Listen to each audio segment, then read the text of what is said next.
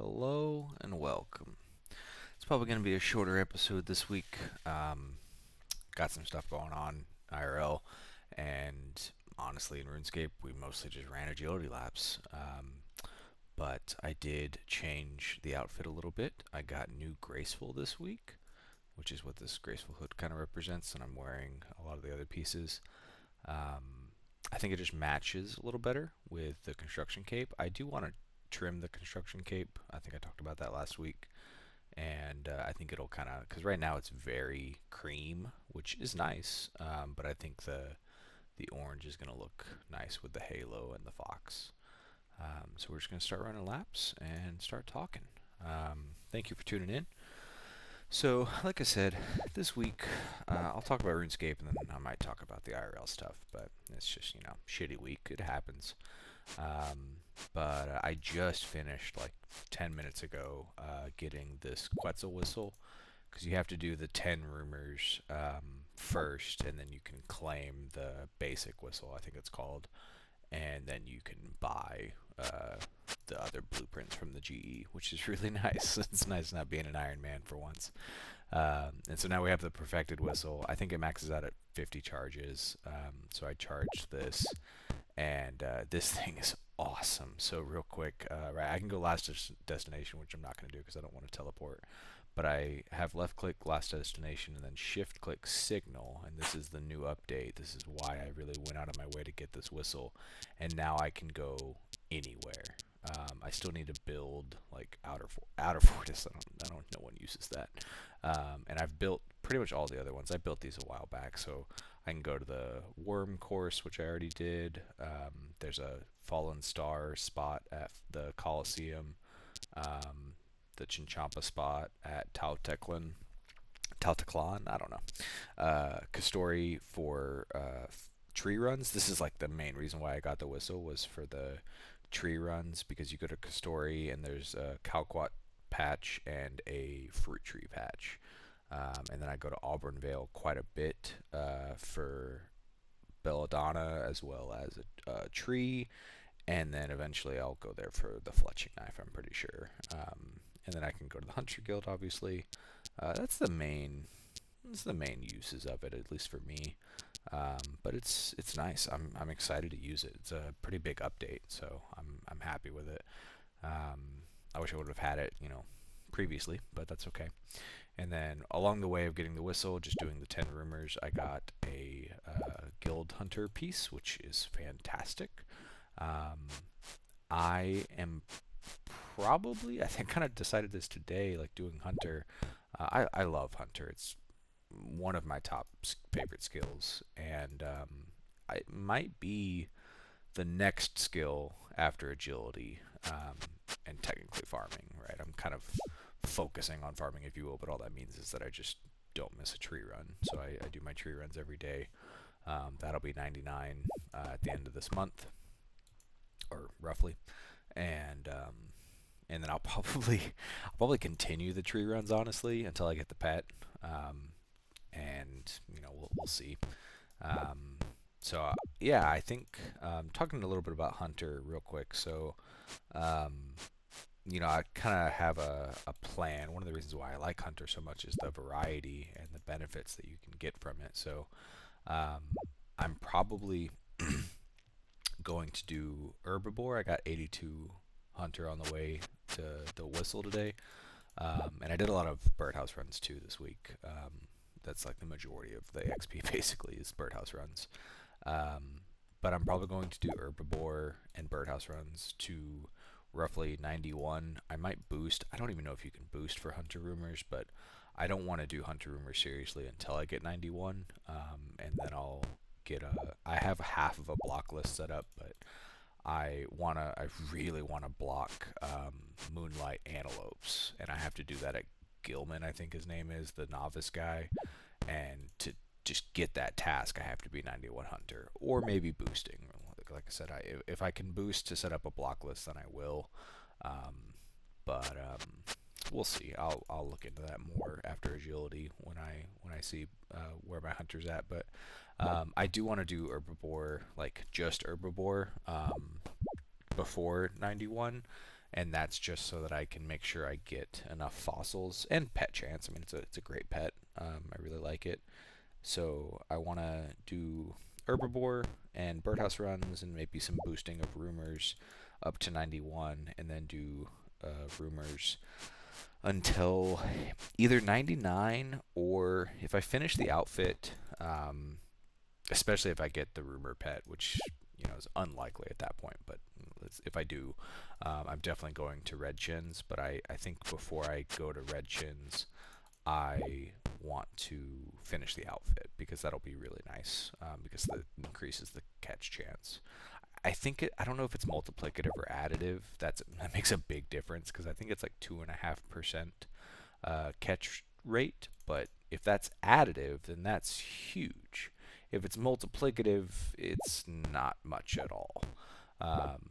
But every little bit helps, right? So I want to get that outfit, and then I'll go to red chins. I really like the new red chin spot. I got to use it some today, with all 5 traps. Shout out to District 3 again. Someone, they have like a picture posted of the trap layout, so I didn't have to go and figure it out myself. So that was nice. That saved me some effort. But it's nice. It's a good spot. There's no bots, which is kind of surprising, because there's really like no requirements for it. I don't know. I'm not complaining.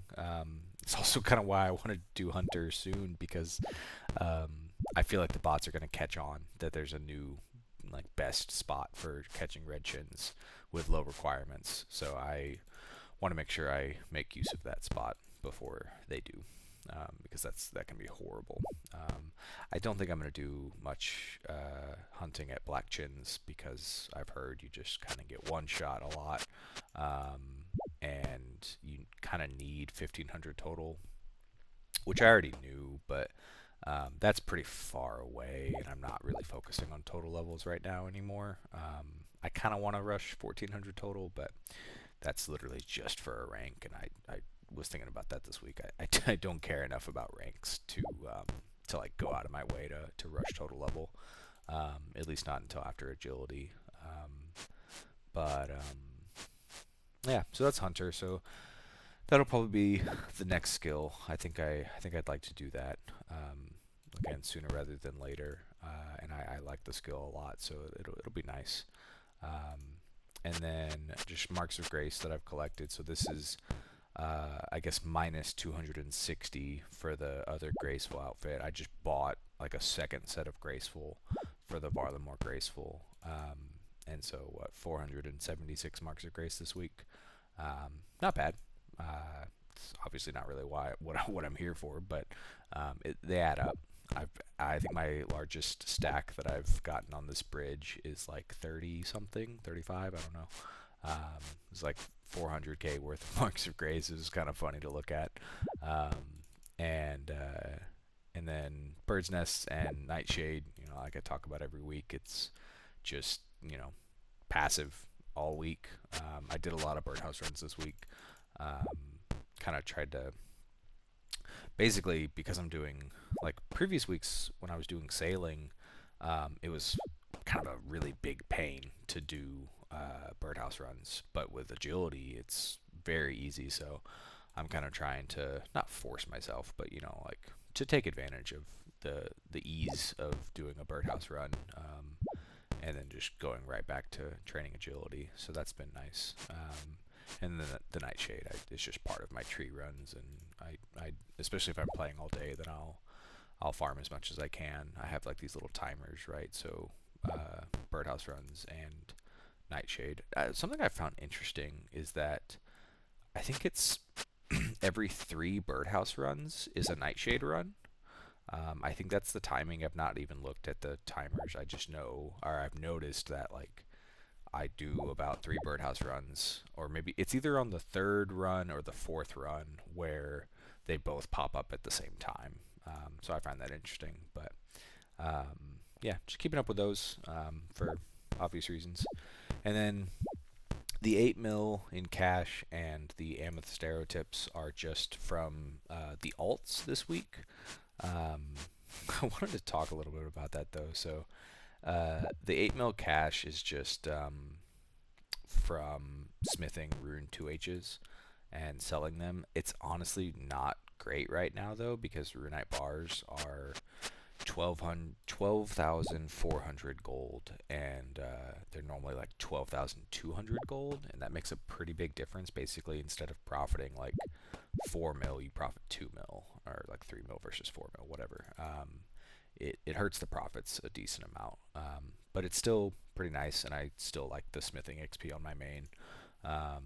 But that profit is unfortunately going away for I don't know how long, but for the time being, excuse me, because I have finally decided that I'm gonna train sailing on the main and remax, because I'm tired of not having a max cape.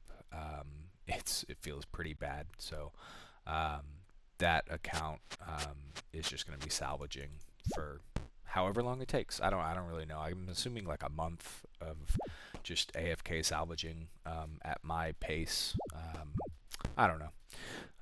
Just however long it takes, doesn't really matter. I'm gonna try to do it all in one sitting, or like one go. I don't really have other plans on that account besides maxing and just kind of making money and getting XP. Right? Those, if I can get achieve those two things at once, then that's nice. That's why I was doing the two-handed swords. The Amethyst alt is going to be running, not forever, but it's just super easy to maintain. Now, what I was thinking about before I started this clip, or this video, is God, Amethyst alts are just not worth it at all. I'm running one because I have an account with, I think it has 80 days of membership left. I bought a year of it, and then just that account has kind of gone different places. But basically, I had an account with 92 mining and 80 days of membership, and I didn't really want to play on it at all. And so it just became a really nice Amethyst alt, and it actually has the Falador Elite Diary done. I had like all of the requirements except for the Black Knight kills, and so I just did I AFK'd those at the Lava Maze. Super chill, highly recommend. Got that from the wiki. That was nice. Because the Amethyst, oh man, like I don't think I'm gonna do Amethyst on the level 3 because the Amethyst bots are horrible, and there's like those 1.5 ticking Amethyst alts, or like bots, and they're terrifying. Like they're just they're 1.5 ticking Amethyst just everywhere, and they don't stay like in their lane. They just go wherever the fuck they want, and they just like rag you the entire time, and I cannot handle it. Like like mentally, I just like it just fucking pisses me off. So I just, yeah, it just ruins, even if it doesn't really hurt my efficiency that much, but like I cannot take it. So I was highly motivated to, I was basically either going to stop doing Amethyst, or I was going to do the Falador Elite Diary. So I got that done. The only thing I'm really missing on that account is the Varrock Elite, which I don't have the requirements for, and it's just not, like, it's not worth it, the time to go and get that diary done. So I'm not too worried about it. But yeah, going back to like the whole is it worth it thing, this is about 8 mil worth of arrow tips or amethyst. It's, I think I profit a little bit from cutting them into arrow tips, but like don't worry too much about like the how they are right now, like if they're arrow tips or they're dart tips or whatever. If it's just raw amethyst, it's about the same amount of profit. So that's not really changing the calculations. So I made about 8 mil in a week. So that's 16 mil in 2 weeks, which is one bond. So one account made one bond. So if I were paying with bonds each week, then I literally just break even and I gain like 1 million mining XP. That is not worth it at all, unless you just like want passive mining XP, but there's way better ways of doing that. And so for me, like, it works out, right? Like, because I've got those 80 days of membership. I'm not paying for bonds, but when those membership days run out, I've got to figure something else out.